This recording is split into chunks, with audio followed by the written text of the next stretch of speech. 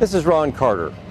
As we scoured Butler County, Pennsylvania, seeking out its arts and culture treasures, we visited its more populated centers like Butler and Cranberry Township. We visited its small towns like Zillionople right here on Main Street. We've also visited its more rural locations like Hilliards and Harrisville. But we have yet to visit the picturesque borough of Saxonburg. Well, we're going to correct that little oversight on this episode of Show Reel.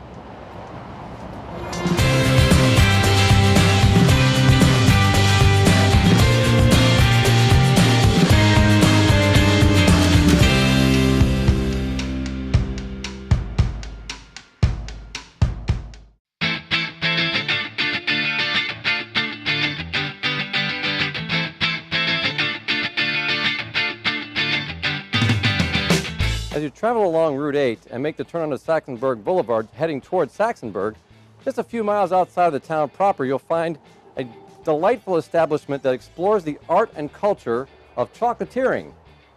Welcome to the Speckled Hen.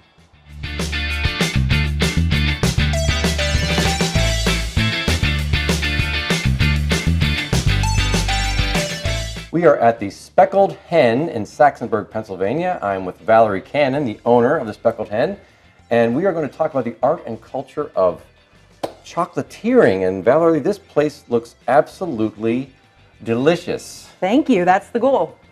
Tell me about what brought you, I mean, this is joy personified, so I can see why you would be attracted to it, but what brought you to the art and culture of chocolatiering?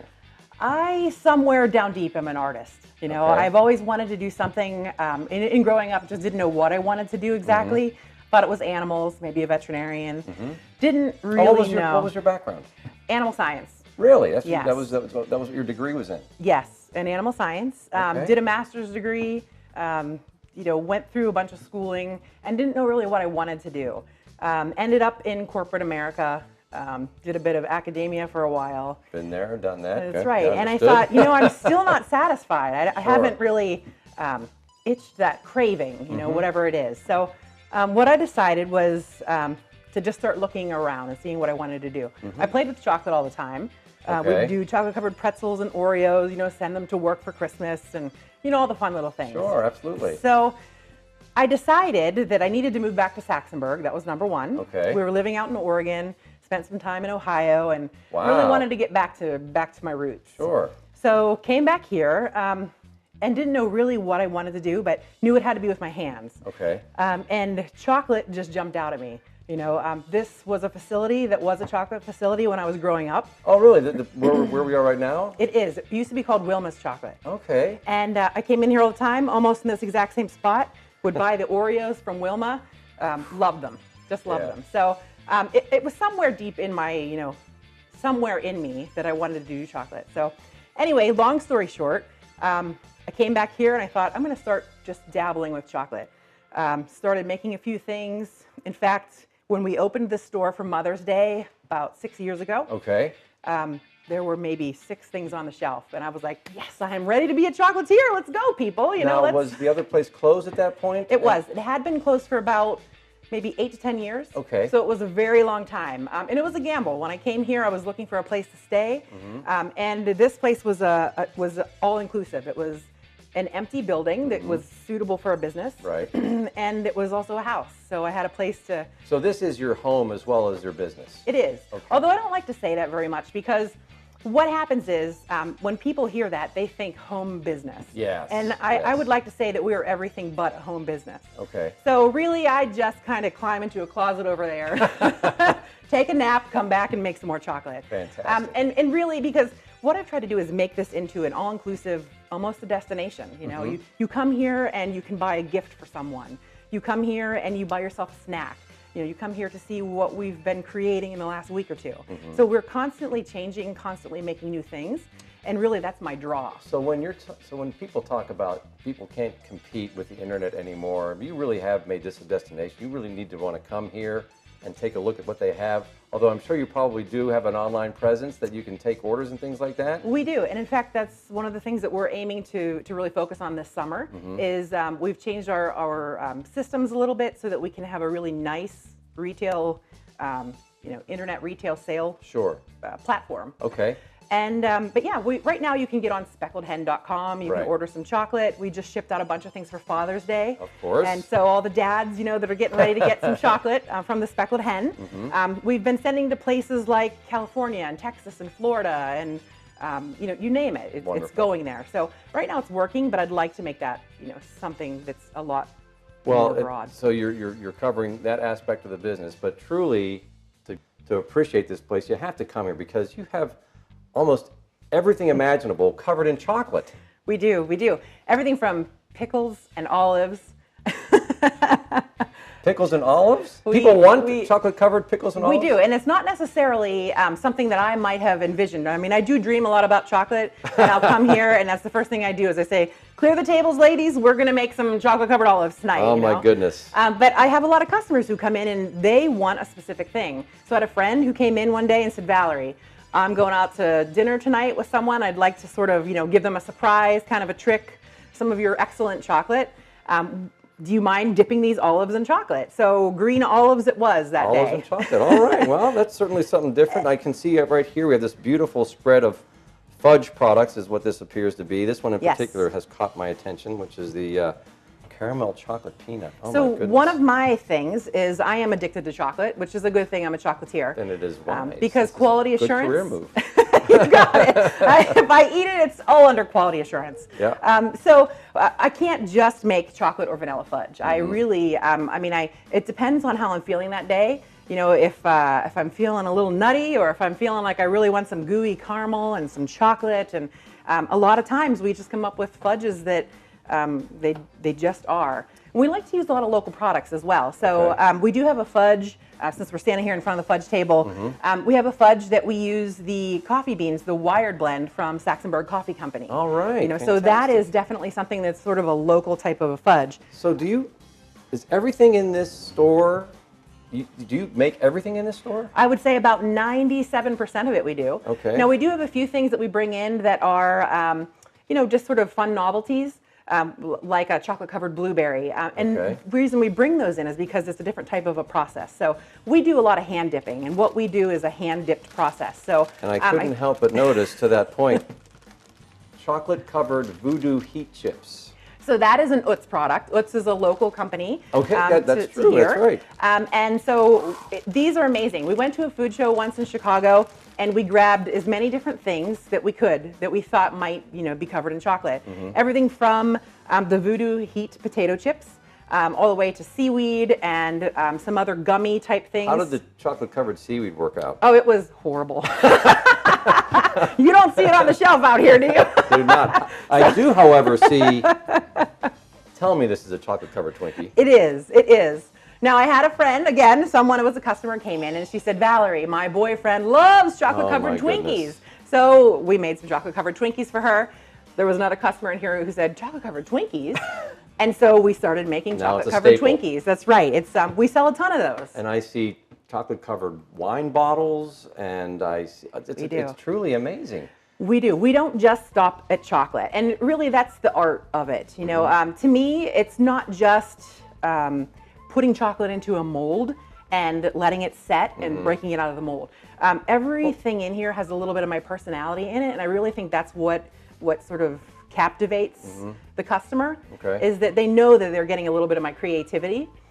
Well, tell me about the process. I mean, what is involved in actually making chocolate? So our major component of our commercial chocolates, so the chocolates that you see around here, is a blending process. Okay. So we don't really go from the bean to the chocolate bar. Okay. There are companies that do that, and that would be something that someday when I retire and I have my own jet and I can fly to, to wherever to get my chocolate and my cocoa pods off the tree, that'll Right, be me. right. But for right now, I have to stick to sort of Saxonburg, Sarver Of area. course, okay. And so what I do is I actually blend chocolates. So I'll get in already commercially processed chocolates, bring them in, mix them together, get my own signature. All right, And so you will customize it to like individual or different types of tastes, it you- sounds like. You've got it. Now, I wouldn't want to switch it from day to day because that would really lose our brand. Right. But our brand really is a nice, smooth, creamy chocolate.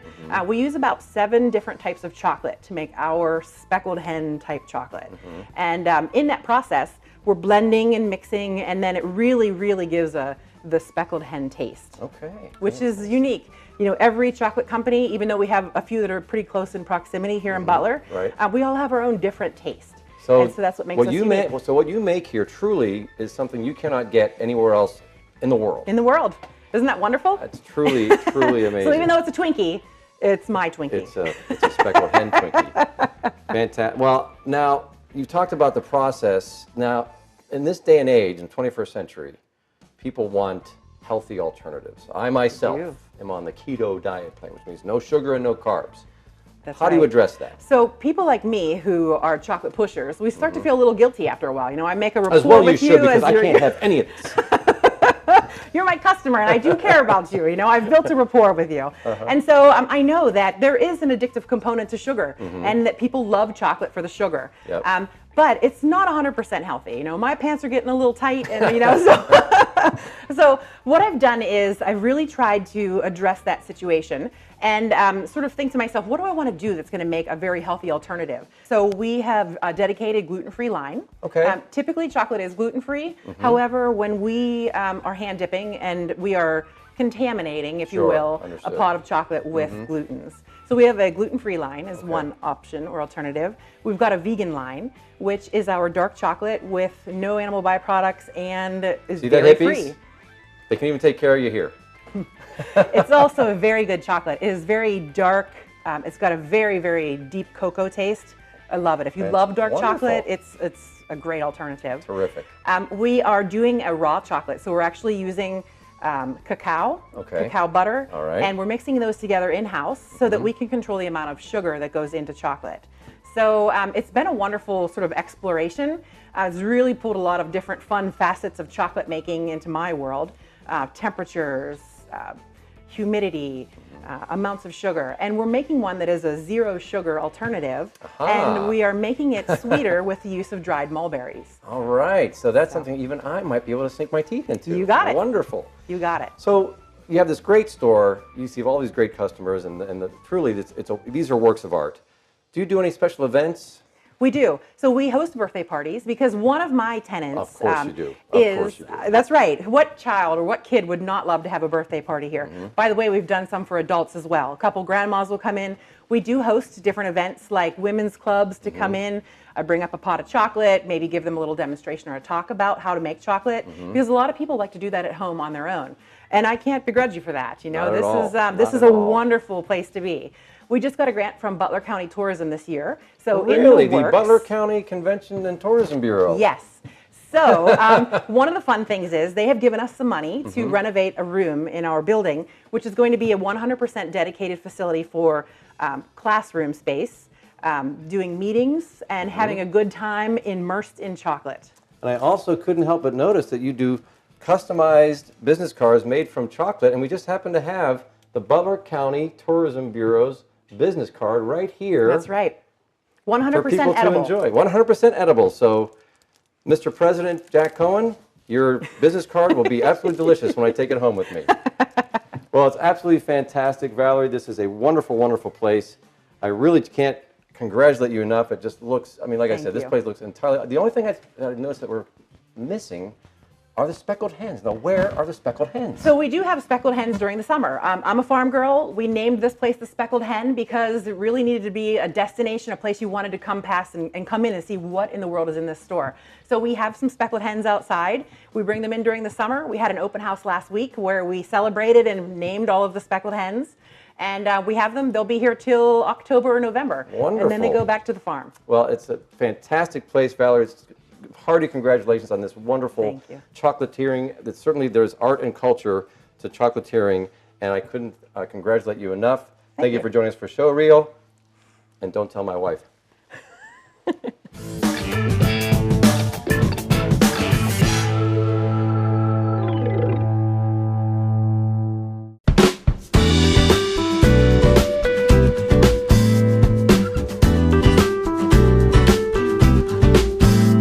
Truly, Saxonburg is one of the most beautiful main streets, not just in Butler County, but throughout the United States.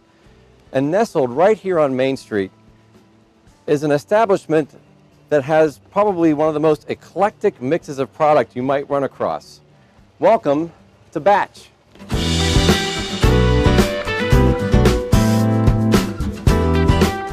I am with Megan Poole, who along with Jessica Brewster are the co-owners of Batch, right here on Main Street in Saxonburg. And thank you so much for joining us for Showreel, Megan. Thank you for having us. When we walked in here, we had no idea what to expect. And honestly, I kind of still don't. Is this place a restaurant? Does it sell jams and jellies? Does it sell ceramics? Or what is this place exactly? Well, it's all of those things. We went back and forth for a name for a while, but we called it Batch because we want to sell not only what we make in small batches, but what other people make. Okay. So we get that a lot. When we first moved into town, people would come in and be like, "What do you guys do in here?" And so it's always an explanation. Well, it's very interesting because you walk in and all of a sudden you see like what looked like to be dining tables and the counter, and there's obviously a kitchen, but then you keep walking and then you find like a gift shop, and not just any type of gift shop. They've got these ceramics, you've got these jams and jellies and salsas, and all these and plants. So we were just shocked about there was so much going on here. Yeah, I know it can be a little chaotic, I think, but we want to showcase makers. Okay. And it's amazing how many makers there are in our small community, and we really like to showcase them where they might not normally have an outlet. Okay. So who might be some of your makers? Well, we have Christy Culp from Two Pairs Pottery, who I know you did, and it's funny because her husband has a berry farm. Right. And we use almost all his berries for our jam, Oh, which is how we met fantastic. Christy. Excellent. So it really is, you know, kind of full circle. And then we carry two ugly mugs salsa. We carry Olive and Marlowe olive oil and balsamics from in East Liberty in the city. We carry local honey from Slippery Rock, Herbal Delights honey. The farthest we carry, I just got nut butters in, but it's from a very small batch. They're called the Big Spoon. They're from North Carolina. Okay. So we do go out of state because I'm always looking for something different and unique. Sure. That's made in small batches. And how long have you been in this particular space? We moved up here March of 2017. All right. And then so where had you started prior to that? It really began in a church kitchen is how we started our jams and jellies. Oh, wow. We were working our full-time jobs, cooking out of a church kitchen at night, and going to markets on our days off. So the jams and jellies is how things kind of started. That's the beginning. I see. So you started out in the kitchen in the churches? in the church kitchen. And then where'd you take it from there? We actually began in a church kitchen. Oh, fantastic. Yeah, we found a commercial kitchen that we could get inspected at and cook out of. And we did that at night after our full-time jobs, and then went to markets on our days off. And the Market Square Farmers Market down in Pittsburgh, which we still go to every Thursday, is kind of our home away from home. That's where we made our money to be able to open the first batch, which was right down the street. Oh, so this isn't even the first storefront. No. So you started a little bit further down the street. Yeah, we've had a storefront total in Saxonburg for about little over 4 years. Wow. And why Saxonburg? We wanted to be part of a community, and it was on the short list between actually Zealy, Evans City, Harmony, Saxonburg, a town like that where there was other stores kind of like ours, kind of a niche store that we felt that we could work together as a community. Well, we haven't spent a ton of time in Saxonburg. They have an absolutely gorgeous main street. Yeah, it's always a work in progress. They did the brick, and you know we're always trying to cause excitement in town and get people to want to come and open up another business here. And, so you do work together as a community within these businesses? Oh yeah, we just had we call it the Progressive Dinner. Okay. We did it last night, and almost everybody's involved in town. You buy tickets and you start at Novotny's Pizza, and you just progress from place to place. Oh, okay, great. And we have a set menu, and you know we all get together at the hotel afterwards, and it's a great place to have a business in. Wonderful. So you've got these batches of things going on. Now tell me about this kitchen. It looks like a pretty active kitchen. Do you do a lot of restaurant business here? We do. I mean, the batch down the street was really tiny. We didn't have any tables, and that was one of the complaints people had. Like, we wish you had somewhere we could sit just to have lunch. Sure. And so when we moved up here, we just wanted a few seats. 2-6 is really good to us. We get a decent lunch crowd from that. And Saturdays we do personal size quiches. And oh wow, that sounds yeah, great. And the coffee shop's right across the street, so that's true. There it is. So they get coffee, come here, or they get quiche and go sit on the patio over there. So it's Kinda kind of we work interchangeable. together. Yes.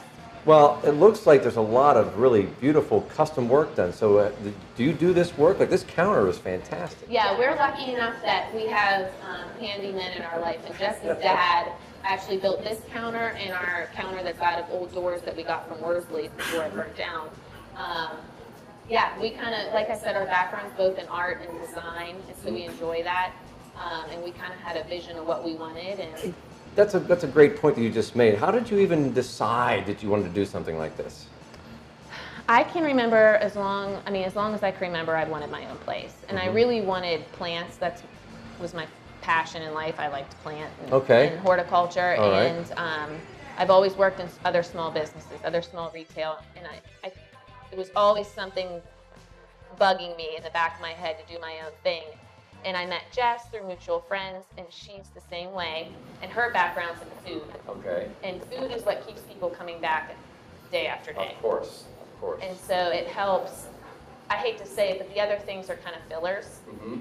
And we have a great holiday season. We sell a ton of Blue Goose. She's another very local maker. Okay. What is Blue Goose? What is that? She does all natural soaps, lotions. Okay. And she sells at the Penn Pantry in Zealy too. So another batch. Another batch. Of Yep. soaps and those types of Right. things. Fantastic. Yeah, but food is what keeps everyone coming back. And Jess is an amazing chef. I mean, she really is. Well, what are the hours that you keep here? We're open 10 to 6, Tuesday through Friday, and then 9 to 4 on Saturday. So do you do pretty much breakfast, lunch, and dinner, or not just? Yeah, I mean, the breakfast, we do breads every day. We do buttermilk biscuits. We do muffins almost every day. We do quiche on Saturdays. Oh, okay. So that's our big breakfast thing. And then we do I'd say we make about 200. They're a personal size quiche every 200? Saturday. Do you go through all of them? Well, we have some left, which we like. So we Right. wrap them up, we put them in the cooler, and we sell them for breakfast on Tuesday or Oh, lunches. wow, And they're great. usually gone by Wednesday. But they reheat really nicely. We just throw them in the oven for people, or they take them with them. But lunch and dinner is our big thing. And do people actually come in and sit at the tables and enjoy themselves? Yeah, they do. They do. I mean, we have 6 to 8 seats, and that's enough. Mm-hmm. Like, we don't need to be more than that. But we get a good crowd from 2-6, and we get a good crowd on Saturdays. Wonderful. And now that we know that you deal in batches, like what all things are available for purchase here? Well, things that we make, we have a certain schedule every week, but the menu changes every week. Okay. So Tuesdays and Thursdays we do soup. Thursday's always a vegetarian. We do different breads. More hippie stuff. Come on out. And vegan, lots of vegan things. Oh, see? And we do breads every day. We do focaccias, olive oil breads. Stuffed breads are on Wednesdays. So there are olive oil breads, but we stuff them with meat and cheese, or we do vegetarian. We do tomato basil, mozzarella. Fridays is a new thing we started this year. We do a take-home dinner. So last week it was enchiladas, which were amazing. Jess is Italian as Italian can get, but she made the best enchiladas. This week it's a soy ginger stir fry. Wow. So That really sounds great. Yeah, and we try to keep everything. It's a dinner for a family of 4, and we try to keep it under $15-$16. Okay, so if I'm one of those harried and harassed parents, work all day, Yep. too tired to make dinner. Yep.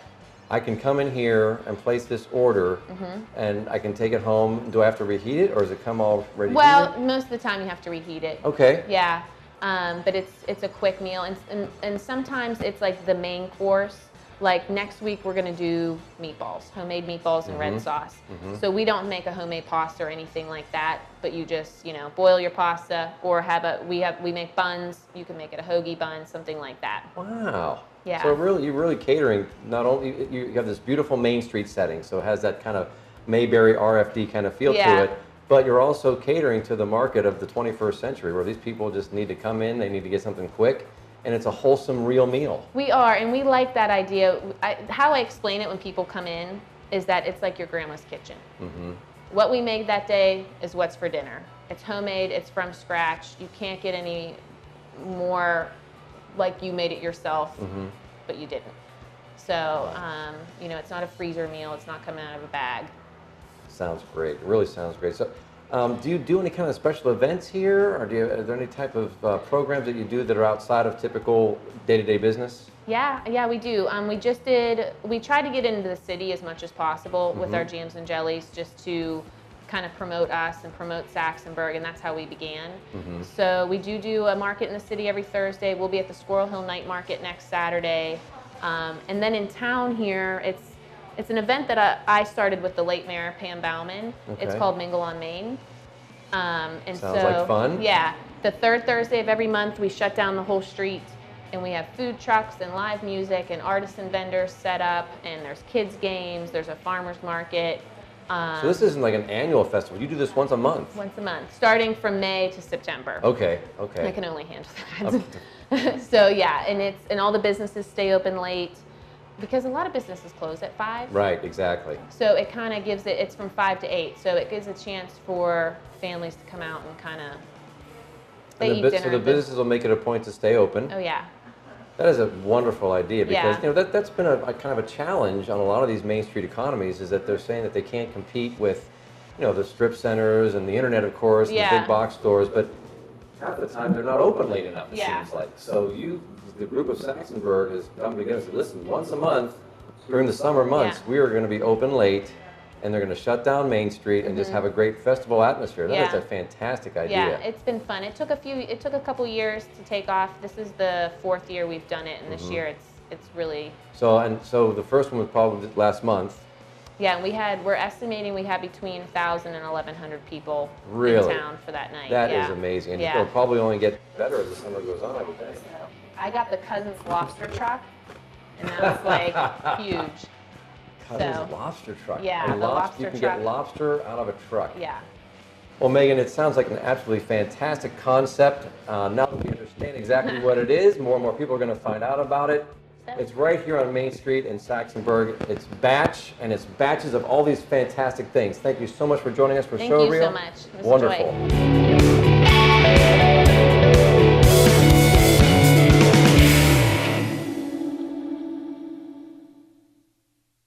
Well, that was quite a trip. But truly, Saxonburg is one of the more beautiful main streets, not just in Butler County, but in the entire United States. So whether you'd like to visit there to check out the wide product mix of Batch, whether you just want some wonderful customized chocolate products from the Speckled Hen, Saxonburg is the place to visit. We'll see you next time on Show Reel.